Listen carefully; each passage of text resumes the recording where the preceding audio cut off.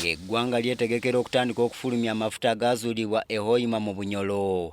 Abakulira kampuni eri ku mulimu gw'okusima omudumo gw'amafuta okuva e Hoima okutuuka e Tanzania eya East African Crude Oil Pipeline n'aba minisitule y'amasannyalaze n'obugagga obw'omu ttaka bakedde ku mbuga ya Buganda Bulange Mmengo ne basinkana Katikkiro Charles Peter Mayiga.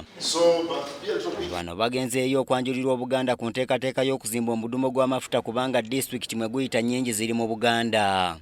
Akulira EACOP asabye Obuganda okuyita mu Katikkiro okubawagira mu nteekateeka eno kubanga yakuwa abantu naddala abawana emirimu. We view the Kingdom as a key partner and in this regard we have already supported in areas of education and Barbara explained me the amount of energy you put on education from childhood up to university, so congratulations for that. Katikkiro wa Buganda Charles Peter Mayiga asinzidde wano n'asaba nti ng'amafuta gatandise okufuluma ensimbi ezinaavaamu ziteekebwe ku bintu ebigasiza awamu bannayuganda okuli eby'obujjanjabi ebyenjigiriza n'ebirala. Amawanga agakyakula bafuna ssente mu mafuta n'ebyobugagga eby'omutaka ne badda mu by'okwejalabya. Abantu ne babeera mu bwavu obuyitirivu ate nga amafuta galeeta ssente.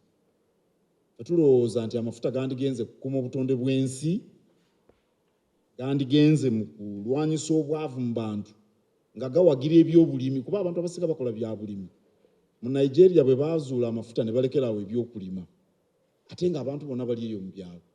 Kakati tulowooza nti kyandibadde kirungi essente eziva mu mafuta ne ziwagira ebyokulwanyisa obwavu ku mirimu abantu abasinga obungi gye bakola ebyobulimi n'ebyobulunzi. Olw'Obwakabaka Mayiga asuubiza obuwagizi mu nteekateeka n'abasaba okuwa bannansi emirimu egy'ekikugu. Twagala okulaba nga bannayuganda bakola emirimu egy'ekikugu mu kuzimba omudumu gw'amafuta, bayinginiya baani nga bannayuganda tukyagala nnyo, naye era ndowooza bano ab'omudumu gw'amafuta basaana okufunayo ebintu bibateekawo ebyobuwangaazi abantu bategeere nti baayite banoonya ssente naye balumirwa omuntu owa bulijjo. Omudumu gw'amafuta okuva e Hoima okudda e Tanzania guyita mu disitulikiti ez'enjawulo nga ku zino 7 ziri mu Buganda okuli Mubende, Sembabule, Lakai, Kyotera, Lyantonde n'endala. Nze Andrew Sebbira.